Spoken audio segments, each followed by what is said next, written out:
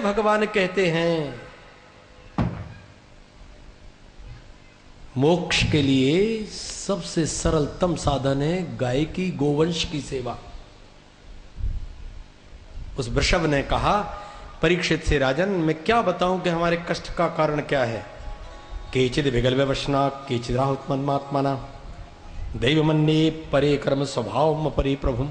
राजन, कोई कहता है जीवन में सुख दुख कर्म का कारण है, कोई कुछ बातें कहता है। अरे परीक्षित समझ गए, ये तो धर्म है, धर्म ही ऐसी बात कह सकता है। यद अधर्म कृतः स्थानम सूचकस्यापि तद भवेत्। धर्म किसी का नाम नहीं लेता। एक बड़ी गंभीरता श्रवण करना। क्या लिख रहे हैं वो, धर्म क्या बोल रहे हैं, व्यास जी क्या लिख रहे हैं। वो कह रहे हैं यद अधर्म कृतः स्थानम सूचकस्यापि तद भवेत्। अधर्मी व्यक्ति का नाम और अधर्मी व्यक्ति की चर्चा करने वाले व्यक्ति को भी अधर्म लग जाता है। इसलिए कलयुग का नाम नहीं लिया कि इस कलयुग ने मुझे दुखी किया है। कलयुग डरने लगा। उससे पूछा तू अब राज्य करेगा तो ये बता तेरे में विशेषता क्या है। अब कलयुग में कोई विशेषता हो तो अधर्म, अन्याय, पाखंड, पापाचार, व्यभिचार, दुराचार, क्रूराचार, यही तो सब कलयुग का स्वरूप है। उसने कहा जी मेरे में और तो कोई बात नहीं, एक छोटा सा गुण है वो बता दो। हाँ बताओ क्या गुण है। तो उसने कहा, बोले सतयुग में 100 वर्ष तक तप करने से जो फल मिलता है वो 10 वर्ष में मिल जाता है त्रेता में, 1 वर्ष में मिल जाता है द्वापर में, और कलयुग में केवल एक बार भगवान का नाम लेने में उतना फल प्राप्त हो जाता है। कलौ केशव कीर्तनाथ। भगवान का कलयुग में नाम स्मरण करने से इतना बड़ा तप, इतना बड़ा पुण्य है। मुझे स्थान दो महाराज, मेरा समय आ चुका है। द्यूतम अभ्यर्थ तदा तस्मै स्थानानि कलिये ददौ।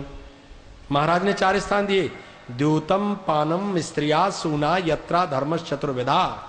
जुआ खेलने वाले, मदिरा पीने वाले, मांस भक्षण करने वाले और परिस्त्रीगामी, ये जहां रहते हो वहां कलयुग का निवास होगा। ये 4 बातें ना हो, बड़े ध्यान से सुनना, धर्मशास्त्र की बात बोल रहा हूं। ये 4 काम ना करता हो व्यक्ति और उसके घर में 3 काम होते हो। यश्यांगणे शुभा गौशी यश गृहे तुलसी शुभा यश गृहे वैश्यदेवश नतम वै बाधते कली। कलयुग उसका कुछ नहीं कर सकता जिसके घर में 3 कार्य हो रहे। जिसके घर में पवित्र शुभा, व्यास जी और स्मृति धर्मशास्त्र बात जानने वाले कितने बढ़िया, उन्होंने पहले लिख दिया जिसके घर में शुभा गाय है। तो गाय अशुभ भी होती है क्या? ये हो तो गई अशुभ, इसलिए उन्होंने पहले लिख दिया यश्यांगणे शुभा गौश। जिसके घर में आंगन में शुभ गाय है, जिसके घर में तुलसी का वृक्ष है। तुलसी का वृक्ष ऐसा ना समझ लेना क्या होता है चुल्लू भर जल डालने से। एक चुल्लू जल डालने से भगवान नारायण की अनंत साधना तुलसी में पूरी हो जाती है। एक तुलसी का पत्र नारायण को अर्पण करने में कई कई स्वर्ण पत्रों के चढ़ाने का, पुष्पों के चढ़ाने का फल प्राप्त होता है। जहां तुलसी साक्षात नारायण है। तुलसी वृक्ष न मानिए गाय न मानो ढोर, उस संत न मानुस मानियो ये है नंद किशोर। कहीं ऐसा भी लिखा है कि तुलसी वृक्ष न मानिए गाय न मानो ढोर, और विप्र न मानुस मानियो ये है नंद किशोर। ये भगवान का ही रूप है। तो जिनके घर में तुलसी है, जिनके घर में गाय है, और जिनके घर में भूखा अतिथि दरवाजे से नहीं जाता, न तंबई बाधते कली, कलयुग उनका कुछ नहीं कर सकता। इसने कहा आपने 4 स्थान दिए लेकिन आपके लायक नहीं है। अरे भला व्यक्ति कोई भली वस्तु दे तब तो भला ही है। किसी भले व्यक्ति के पास जाएं आप, वो भला व्यवहार करे, भली बात बतावे, भला व्यवहार करे तो लगता है कि देखो कैसे भले लोग हैं। अपन तो इतने न कुछ अकिंचन नगण्य, लेकिन उनकी भलाई तो देखो, अपना कितना ध्यान रखा, जल पिलाया, भोजन कराया, बढ़िया बिस्तर लगाया, हवा में रखा। भले के पास गए तो भलाई मिली। इसी बात से तो यमराज को निरुत्तर कर दिया था सावित्री ने। जब यमराज उसके पति का शरीर प्राण लेके जाने लगे, वो पीछे पीछे गई, तब पहले ही भाई ये बात कही थी उसने। कहा यमराज हमने एक बात सुनी है। कहा तो भले लोगों के पास जाओ तो कुछ भलाई मिलती है। आका क्यों नहीं मिलेगी, भलों के पास भलाई, बुरों के पास बुराई होती है, और वही तो देंगे। और देंगे क्या, जिसके पास जो होगा वो देगा, जिसके पास गाली होगी वो गाली देगा, जिसके पास अच्छी भाषा होगी वो अच्छी भाषा बोलेगा। तो कब फिर मैं आपके पास आई, कोई मेरी भलाई तो होनी चाहिए कि नहीं होनी चाहिए, तब तो आप भले आदमी हैं। अब वो कथा बड़ी विस्तृत है, मैं वहां नहीं जाना चाहता, लेकिन यमराज यहीं से मुड़े और सावित्री को अपने पति के प्राण भी वापस मिले। अरे भले तो आप तब जाने, आपको हमारी तो कोई भलाई करो, तब तो हम समझे कि आप भले। इसलिए कलयुग ने कहा ये चारों वस्तुएं आपने मुझे रहने दी, पर आपके योग्य नहीं, मेरे तो योग्य है क्योंकि मैं पापी हूं। पुनश्च याचमानाय जात रूप मदात प्रभु ततो नृतम मदम कामम रजो वैरम च पंचमम। ये बात जब कही तो उन्होंने कह दिया कि तू स्वर्ण में निवास कर। अन्याय से उपार्जित स्वर्ण में निवास करने वाले व्यक्ति के यहां कलयुग का ही निवास है। दुष्कृतम ही मनुष्याणाम अन्यमाश्रित तिष्ठति। व्यक्ति जो भी धन अर्जन करता है उसके धन में उसके सारे कर्मों का प्रवेश होता है। जो पाप पुण्य करता है उसके अन्न में धन में आ जाते हैं। महाराज परीक्षित वन में गए। एकदा धनुरुद्यम में विचरण मृगयाम बने मृगान अनुग्रत शांताक्षुदित त्रिषितो भृशम। भूख प्यास लगे आई, शमीक ऋषि बैठे थे, उनके गले में वो सांप डाल दिया। छोटा बच्चा था, बालक उनका 10-12 वर्ष का वेद पढ़ता था। उसने देखा पिताजी के गले में इस पापी ने सांप डाल दिया और बड़े मुक्त कंठ से रोने लगे और कौशिकी नदी का जल लेकर बाघ वज्रम विसर्ज शाप दे दिया। अरे पापात्मा, तू ये समझता है कि हम राजा हैं तो हमारे ऊपर कोई कुछ करने वाला नहीं है। ब्राह्मणिक क्षत्र बंधु ही द्वारपालो निरूपिता। अरे क्षत्र बंधु, अर्थात तू क्षत्रिय है पर क्षत्रिय के कर्म नहीं। इति लंघित मर्यादम तक्षका सप्तमे अन्नी दक्षिणति स्मुक्लांगारम चोदिते में तदद्रहम। आज मैं इस भिन्न सेतु के लिए तद भिन्न सेतु नद्याहम शास्ति पश्चत में बलम। भिन्न सेतु का अर्थ क्या है? जिसने अपना धर्म छोड़ दिया है। तुलसीदास जी लिख रहे रामचरितमानस, भय वर्ण शंकर कली भिन्न सेतु सब लोग। सभी ने अपना धर्म छोड़ दिया, कोई नहीं बचा। इसलिए आज कह रहे तू भिन्न सेतु हो गया। कृष्णे गते भगवती शास्त्रोत्पथगामी नाम। श्री कृष्ण के चले जाने पर धरती पर क्या वैसे ही होगा। तदभिन्न से दुनत्याहम शास्मि पश्यत में बलम। अभी ब्राह्मण धरती पर है, पापी, तुम्हारे जैसे क्षत्रियों को हम ही अंकुश लगा सकते हैं, तुम्हारे ऊपर कोई शासन नहीं कर सकता। जल लेकर के फेंक दिया। इत्युक्ता रोस्ताम्राक्षो वैश्यान ऋषि बालको। 7वें दिन तक्षक सांप काटेगा। पिताजी के पास आकर रोए। पिता ने कहा, बेटा तुमने ऐसे राजा को शाप देकर बड़ा अनुचित कर्म किया। ऐसे राजाओं से धर्म टिका है, पृथ्वी टिकी। भगवान कृष्ण के कृपा पात्र है। उन्होंने किसी शिष्य को भेज दिया, संदेश दिया महाराज परीक्षित के लिए कि आप अपने आत्म कल्याण का साधन कर लीजिए, 7वें दिन आपकी मृत्यु हो जाएगी। तक्षक सर्प काटेगा जिसकी औषधि कहीं नहीं है। महाराज परीक्षित को एक क्षण नहीं लगा, सब कुछ छोड़ दिया। गए थे, भूख लग गई थी, स्नान किया, अपने इष्ट देव भगवान कृष्ण का पूजन किया, संध्या वंदन किया, वेद मंत्रों का पाठ किया। अच्छे क्षत्रिय थे, ब्राह्मण क्षत्रिय वैश्य को वेद मंत्रों में अधिकार है। पत्नी ने सोने के थाल में भोजन लगाया। पतिदेव आपको बहुत भूख लग रही। लेकिन परीक्षित जी की आंख में आंसू आ गया। देवी भूख का नाम भी नहीं, प्यास तो वन में लगी थी, अब तो प्यास भी नहीं। क्यों? अधर्म करने वाला व्यक्ति अंदर से दुखी होता है। धर्म करने वाला सुख की नींद सोता है, उसे कभी कोई चिंता होती नहीं। अधर्म के कारण हमारी स्थितियां ये हो गई कि करवटें बदलते हैं नींद नहीं आती है, कहीं शुगर है, कहीं ब्लड प्रेशर हो रहा है, कहीं कुछ हो रहा है, कहीं कुछ हो रहा है। पहले मन रोगी होता है, तब तन रोगी होता है। मन रोगी तब होता है जब वो अधर्म का चिंतन करता है, अधर्म के कार्य करता है, मन रोगी हो जाता है। आत्मा का स्वाभाविक गुण है धर्म। देवी, आज मुझसे एक बहुत अनुचित कर्म हुआ। महात्मा बैठे थे, मैं उनके गले में सांप डाल आया। हमारे पूर्वज जिन ब्राह्मणों के, महात्माओं के चरण धो धो कर पिया करते थे, आरती उतारते थे, वे भगवान कृष्ण ब्राह्मणों के कितने भक्त थे। आज मुझ दुरात्मा से उन ब्राह्मण का अपमान हो गया, मैं क्षमा मांग लूं, तब तक भोजन न करूंगा।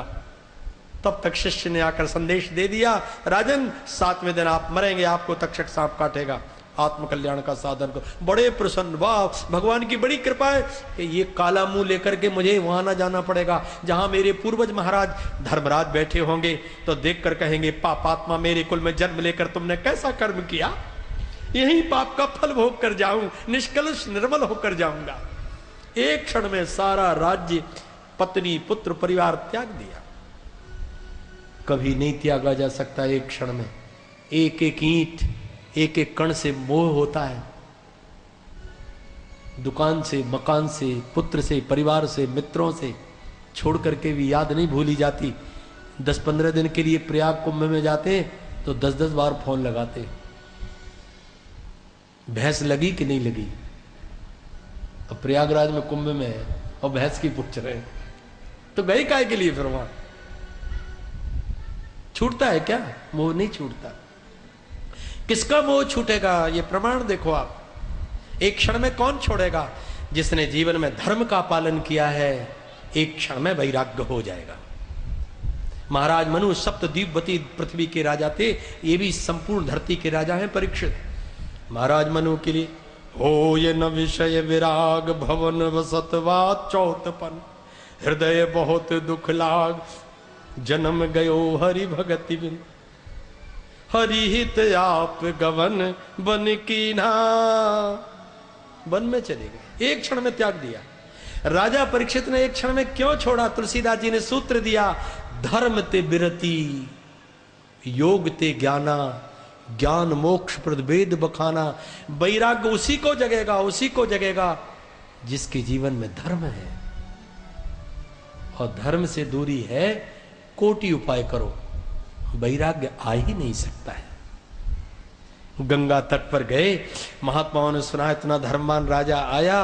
वहां जाकर कहा, महाराज चिंता मत करो, महाराज खड़बांगे को एक घड़ी में भगवान मिल गए थे। वहां जाकर के पहुंचे, सुखदेव भगवान पधारे। कौशिकी संहिता पढ़ें यदि सुखदेव जी की कथा पढ़नी है तो। किसी पुराण में सुखदेव जी का ऐसा चरित्र वर्णन नहीं है जैसा कौशिकी संहिता में। अरे ये हिंदू संस्कृति के विराट विराट स्वरूप है। इतने ग्रंथ एक जीवन में पढ़ पाना बड़ा कठिन है। जब से इस शरीर ने सुधि संभाली, 4 वर्ष की आयु में पिताजी ने हाथ में कलम लेकर के अ लिखवाना शुरू किया था, तब से इस आयु तक अभी तक भी मैं विद्यार्थी हूं। 10-20 किलो ग्रंथ साथ ही चलते, थोड़ा सा भी समय मिलता है पढ़ने लगता हूं। ग्रंथ अनंत अनंत ग्रंथ हैं। कौशिकी संहिता में सुखदेव जी का वास्तविक चरित्र लिखा गया। अब मैं वो कथा फिर चलते चलते सुनाऊं, अभी तो बहुत शीघ्रता है। जब सुखदेव जी का आगमन हुआ, सारे ब्रह्मर्षि देवर्षि खड़े हो गए। वो छोटे महात्मा थे, छोटी आयु वाले को देखकर बड़े बड़े खड़े क्यों हुए? ब्राह्मण आयु से बड़ा नहीं होता, ब्राह्मण ज्ञान से बड़ा होता है। क्षत्रिय आयु में बड़ा नहीं होता, क्षत्रिय बल में बड़ा होता है। जो बलवान है वो सबसे बड़ा है। वैश्य आयु से बड़ा नहीं होता, धनवान, वैश्यों में धनवान सबसे बड़ा माना जाएगा। शूद्रों में जिसकी आयु अधिक है वह अधिक आयु वाला माना जाएगा। और तपस्वियों में जिसकी तपस्या बहुत बड़ी है वह सभी ऋषि महर्षियों में बड़ा माना जाएगा। सुखदेव जी को देखकर उनके पिता व्यास जी खड़े हो जाते थे। आगच्छ वत्स, आगच्छ आगच्छ। पिता भी खड़े हो गए। सुखदेव जी आए, पद्मासन लगाकर विराजमान हो गए। बैठे कहां? दिगंबरम वक्त्र विकीर्ण केशम प्रलंब बाहुम सरोत्तमाम श्यामम सदा पीच वयोंग लक्ष्म्या श्रीणाम मनोज्ञम रुचिरस्मितेनो। कहां बैठे? सविष्णुरातो तित यागता जो तस्मै सपर्याम सिरसाजहरो ततो निवृत्ता यबुदास्त्रियोर्वका महासने सोपि विवेश पूज। महासन, महासन, ये महासन क्या है? परात्पर पर ब्रह्म भगवान श्री कृष्ण ही सबसे महान है और उन भगवान श्री कृष्ण की भी महत्ता नित्य निकुंज श्री राधा रानी है। श्री राधा रानी ने अपनी वस्त्र को, सिर की ओढ़नी को बिछा दिया। आओ आओ सुखदेव, यदि बैठकर कथा कहोगे कृष्ण की तो मेरे अंचल पर आकर के बैठ जाओ, इससे बड़ा कोई महासन नहीं हो सकता है। रो पड़े परीक्षित, रो पड़े। पूर्वजों ने कौन पुण्य किया होगा ऐसे अवसर पर, ऐसे अवसर पर। अरे ऐसे अवसर पर तो आप जैसे महापुरुष दृष्टि में नहीं आते। मेरे जीवन का बड़ येषाम संस्मरणा पुंसाम सद्य शुद्ध्यंति वैग्रहा। आप जैसे मनुष्यों का कोई स्मरण कर ले तो उसका सारा घर वातावरण पवित्र हो जाता है। किम पुनर्दर्शन स्पर्श पाद शौचासन आदि भी, फिर मैं दर्शन भी कर रहा हूं, आपका स्पर्श भी कर रहा हूं, आपके चरण भी पकड़ रहा हूं और आप कृपा करके विराजमान भी हो गए। सुखदेव जी से पूछा, राजन क्या चाहते हो पूछो। कोई धनवान के दरबार पर कोई आएगा तो ये कहेगा मांगो क्या चाहिए। कोई सबल व्यक्ति के पास रोता हुआ जाए तो ये कहेगा कि बोलो मैं तुम्हारी क्या सहायता कर दूं। पर किसी संत विद्वान मनीषी के पास कोई जाएगा तो एक ही बात कहेगा, पूछो क्या पूछना है। ये कहेगा भाई मेरे पास ज्ञान है, मैं ज्ञान दे दूंगा।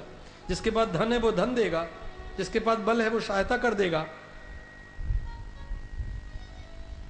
5 प्रश्न 10 प्रश्न किए, बहुत अच्छे प्रश्न। यत् श्रोतव्य मतो जप्यम यत् कर्तव्यम निर्भिप्रभो। भगवान जिनका मरण है ऐसे मरण धर्मा व्यक्तियों के लिए सुनना क्या चाहिए और क्या नहीं सुनना चाहिए। जप्यम क्या जपना चाहिए, क्या नहीं जपना चाहिए। किम कर्तव्यम क्या करना चाहिए, क्या नहीं करना चाहिए। स्मर्तव्यम स्मरण किसका करें और किसका न करें। भजनीयम बा भजन किसका करें और न करें। महाराज यदवा ब्रूहि यदवा विपर्ययम। महाराज गदगद हो गए सुखदेव जी। वरीयानिष्टे प्रश्न कृतो लोकितम। राजन ऐसा प्रश्न किया है सारे संसार का कल्याण होगा। ध्यान की विधि बताई, विराट स्वरूप का वर्णन किया, क्रम मुक्ति बताई और फिर सद्यो मुक्ति बताई। क्रम मुक्ति में व्यक्ति मरता है तो एक साथ बैकुंठ नहीं जाता, धीरे धीरे जाता है।